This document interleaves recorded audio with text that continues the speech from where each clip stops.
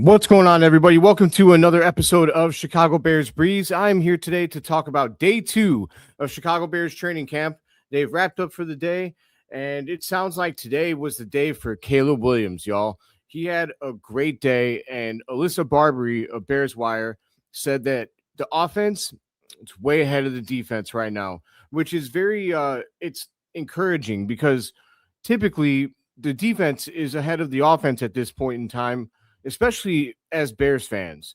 In the past, that's always been the storyline in training camp, that the Bears offense is trying to catch up to the defense, and they just can't. Or if they do, it's like late in camp and they finally do.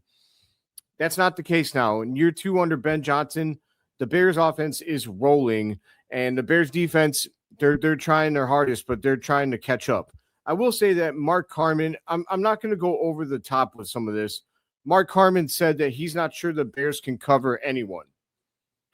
Let's simmer that down a little bit. I think that's a stark overreaction. And also, it's important to note that the Bears have some very good weapons. They're not always going to face teams with Odunze, Luther Burden, and Colston Loveland, not to mention having a 4.28 speed demon in Xavier Thomas or Kalif Raymond, who's a consummate pro. And speaking of Kalif Raymond, he had a huge day today. He apparently had a 55-yard touchdown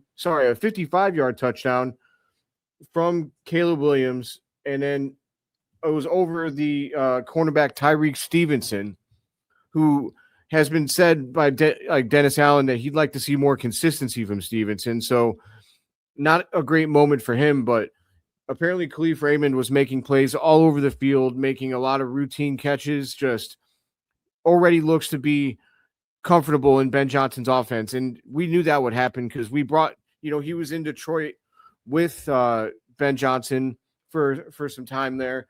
So that was a smart pickup by Ryan Poles and Ben Johnson. I'm sure he had input on that because they can hit the ground running. I mean, usually you have to spend time getting to know a playbook, and that's what's going on with Xavier, I think, because Xavier had some struggles. To note here, let's see. It was a note from Mike Moriatis, Bears on SI. Up and down day, or he noted this. This is a quote from Clay Harbor. Up and down day for Xavier Thomas, Harbor wrote. Had an early fumbled exchange and a couple of drops, but responded the right way with a nice route and catch against Malik Muhammad late. That's what you wanted to see from a rookie. Mistakes happen, especially with rookies, so it's no surprise Thomas has some issues. That said, it matters how he responds, and Thomas clearly didn't let his struggles get the best of him.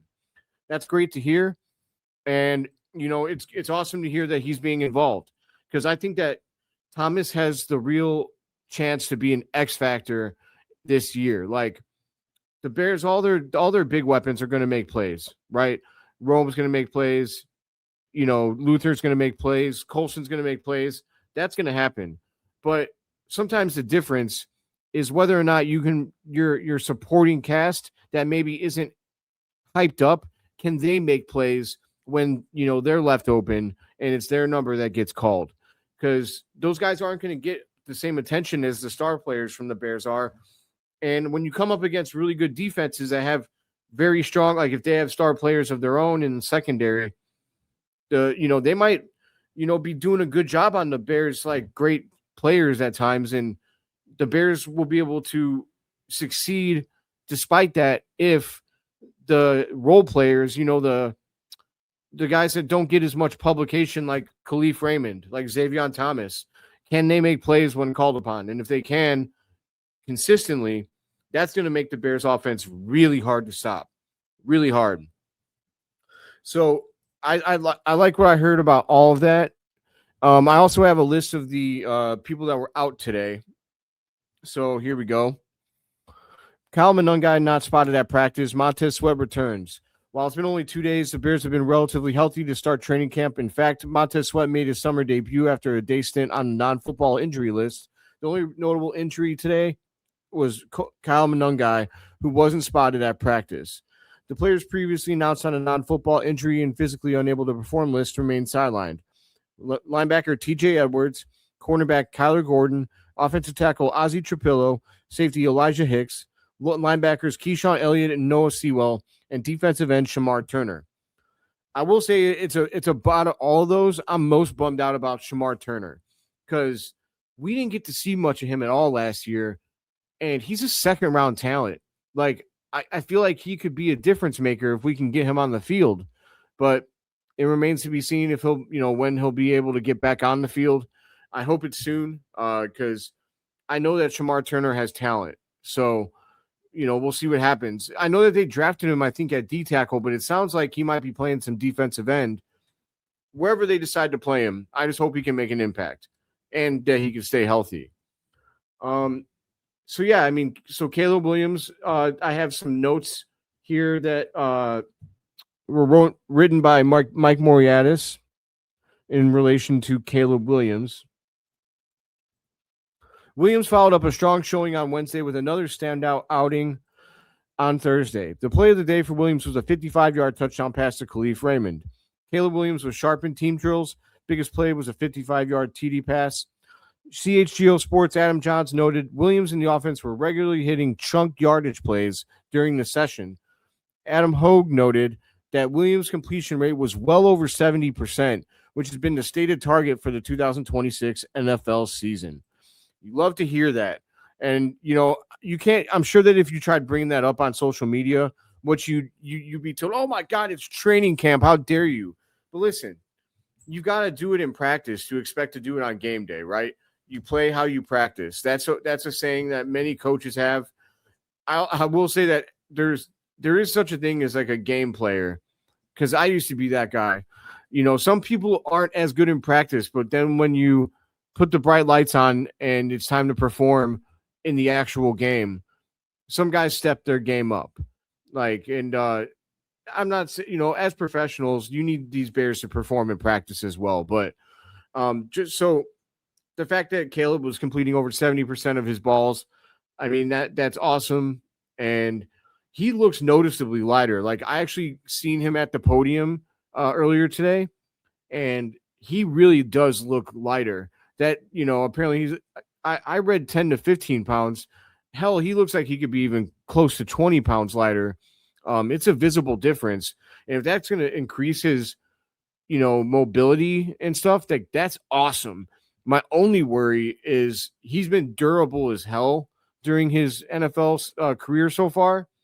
I just hope that losing the weight doesn't somehow mess with that. Like, as long as he stays healthy when he gets hit, I don't care.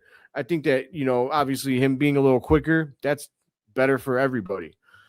I also wanted to talk a little about Rome's injury. So I did note yesterday, or I noted recently, that Rome Odunze's foot, when he talked about his new normal, that was overblown. And I talked about, I can't remember who reported it, but someone was like, that's way overstated.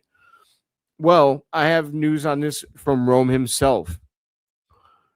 However, Odunze spoke to reporters on Thursday and clarified that he is not dealing with a chronic condition that would hinder him for the rest of his career. I really didn't articulate it well, honestly. That's not really what I meant. I just kind of meant that I had an injury. That's it. That's football. My foot feels great. My foot feels amazing. The training staff here, the training staffs I work with in the offseason, all the work that I've put in to get it right, honestly, it's not even something that I think about anymore, which is the best thing I think you can have after an injury. He continued, I know new normal. That was a bunch of connotations of chronic and severe, like it's never going to be the same, or that has a bunch of connotations like it's never going to be the same. It's not like that at all. I'm completely fine. I went through my process of recovery and rehab, and it's been great. Obviously, I do my due diligence and all those things. Being out sucks. The number one thing as a football player, any athlete, you all know you don't want to be out. Practice, game, whatever it is. Went through my process of getting that right, and I feel amazing. New drinking game. Take a drink every time Rome Odunze says he feels great or amazing. But, I mean, no, that's exactly what you want to hear as a Bears fan, right? That's music to everybody's ears. When he did say, like, oh, I got to get used to my new normal, that was alarming. So sometimes that happens though. Players are just speaking from, shooting from the hip, so to speak, and they don't plan everything that they say. And, that just kind of slipped out. And he's been, there's been a lot made of it ever since then. So I'm glad that he, kind of broke that, kind of just, shelved that worry for all of us in Bears Nation. Because if you've got a healthy Rome, a healthy Luther, and a healthy Colston, it's over for the NFL. Like, good luck stopping these Chicago Bears. I think Caleb Williams, like I've already said it on this channel, and I know people think it's an overreaction, but I really believe that he could compete for a Super Bowl this year, and he himself could compete for MVP. And I'm not the only one saying it. He's the most bet upon player to win MVP this season. And I know that's because there's a lot of diehard Bears fans out there that are willing to put their money where their mouth is. But also, Peter Schrager said this. For those who don't know, Peter Schrager is a very well-respected football pundit. He's on, I think, Good Morning Football. He's awesome. And he does not make claims like this for like no reason. He went on a streak actually where he had predicted the Super Bowl correctly for like a few years in a row. So like this is a guy that knows somebody, like knows his stuff. He's not, some punk, some hot take connoisseur. This guy doesn't say things unless he believes it. And he believes that Caleb Williams can be the MVP or at least in the conversation this year. And I do too. He's got the talent. He's got the players, the supporting cast. He's got the O-line. And he's got what is most important. And that is the narrative. The narrative, my friends. The narrative of finally there's a beast quarterback in Chicago. Finally, there's a quarterback in Chicago that's playing at a top 5 QB level. Finally, like the Bears curse is over. We've got a QB that's going to throw for 4,000 yards. That's a crazy good narrative. And if the Bears are winning games to boot, and maybe if someone else in the NFL is going crazy and breaking records, that might not happen. But let's say everybody else plays relatively like they're used to. Like every other NFL player has a normal season for them, but Caleb takes a big step and he passes for 4,500 yards, 30 touchdowns, and like 10 picks, and the Bears are like 13-4. Dude, he very, very well might be the MVP. I don't count it out because the narrative matters. People are going to love the narrative. They're going to fall in love with it. It's the same thing that happened with Derrick Rose on the Bulls because it was the same thing. Like, because the Chicago franchises get so starved because we don't go through these big periods of sucking. So that when someone comes in and finally takes over the throne, it's a huge deal in the sports world. And despite the fact that during Rose's MVP year, he was outperformed statistically by Dwight Howard and LeBron James, Rose got it because of the team success and the narrative. And the same thing could apply to the NFL with Caleb Williams and the Chicago Bears. A quarterback winning MVP, a Bears quarterback winning MVP, that narrative matters. And the first time that Caleb has like a top 5 QB season statistically, and the Bears are good at the same time, I promise you, he's going to win MVP. I very much believe that he's going to win one in his career. And frankly, I believe he's going to win it this year. And I'm going to put my money where my mouth is. I'm going to put probably 40, 50 bucks on that. I don't encourage gambling, but I do encourage belief in your team.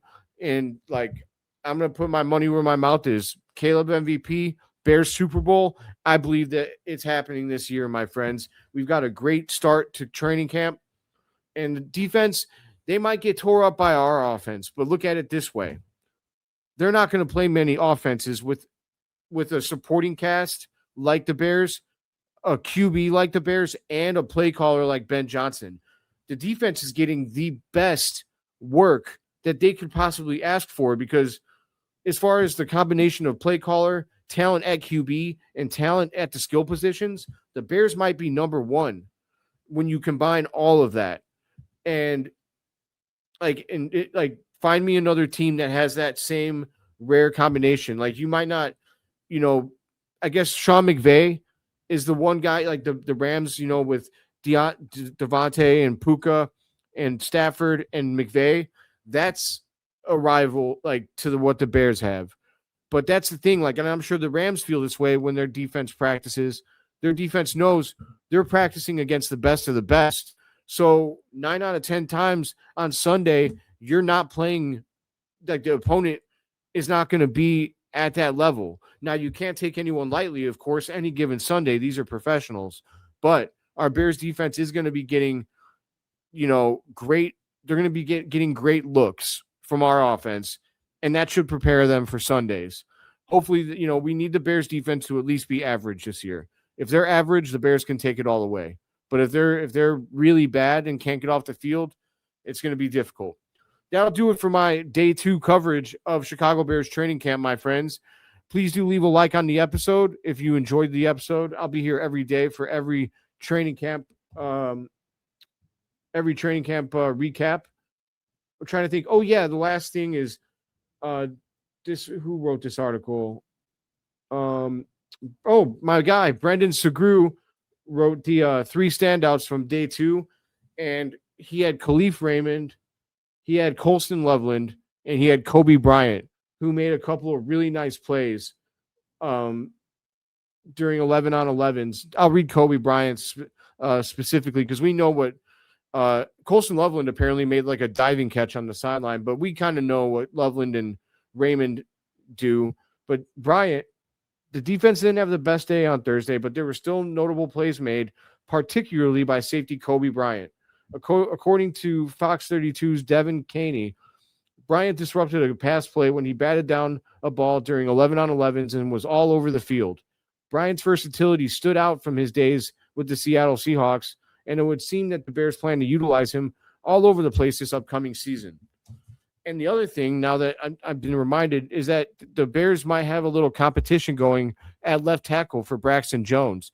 Right now, it looks like Braxton Jones is going to be the guy to start at left tackle, while Ozzie Trapillo is recovering from his knee injury. But Jedrick Willis did stand in for him a little bit on the first team this during practice. And that's anytime you got competition going on, I'm all for it. I'm more comfortable with Braxton Jones, but I trust Ben Johnson. If he believes that Jedrick Willis is somebody that could make a difference for us, then hell, let's do it. Montez Sweat also returned today after one day on the illness list. And is there anything else? Let's see here. Oh, here's a good Odunze quote for those who might have been worried about, his foot. According to Clay Harbor, Odunze looked explosive again. Another strong day with multiple catches and continued to separate consistently. Burden keeps flashing clean routes, explosive after the catch on a reverse, and building chemistry with Caleb. He's a dog. And then Loveland made one of the better catches of the day, laying out on a deep out route. Even Bears rookie Sam Roosh got some reps with the first team offense. So, yeah, you wrap all that up in a bottle, and you've got, quite a day for the Bears overall. Like, it sounds like it was a productive, positive practice, and I'm here for it.